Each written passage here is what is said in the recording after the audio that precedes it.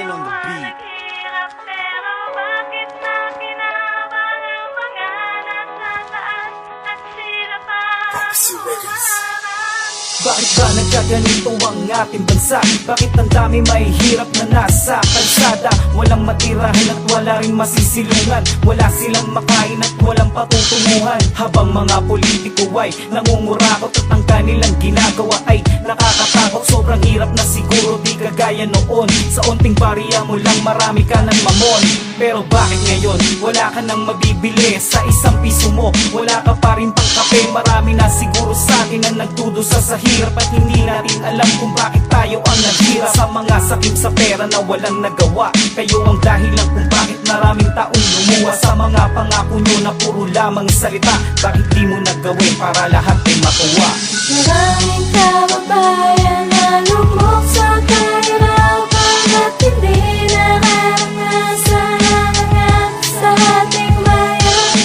Tayo ang naghirap pero bakit na kinabang ang mga nasa taas at sila pa ang humaharap? Maraming bagay sa mundo na di nabibili ng pera at isa na din yun kung bakit tayo nagigera. Dahil sa mga mayaman na walang nagawa, hindi nila naisip ang mga mahirap at kawawa. At ang dami mga bata na nasa lansangan, pikit mata pa din sila, walang tinutulungan. Walang trabaho, wala na rin sigurong batas na pag kailangan mo sila hindi ka pa maligtas. Bakit ba nagkaganito? Ano ba ang mali? Sino pa dapat sisihin, kayo ba o kami? Marami pa ang katanungan na hindi pa nasagot. At sa mga politiko na hindi pa natatakot sa mga pwedeng mangyari sa ating mga kababayan, na pwede sila maglaho ng di mo namamalayan. Maiisip nyo lang siguro pag lahat ay nawala at ang ating kultura maglalaho parang bula.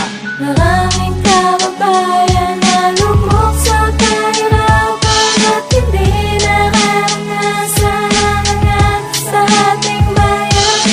Tayo ang naghirap pero bakit na kinabang ang mga nasa taas at sila pa ang humaharap?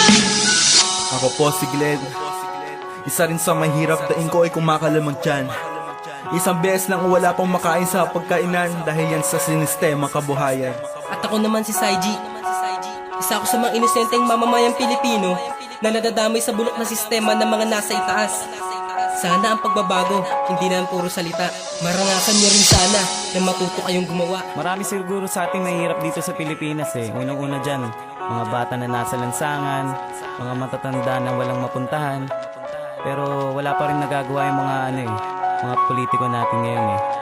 Siguro kailangan natin ng pagbabago para umundad naman ang ating bansa. Ayun lang. Maraming kababayan na lubog sa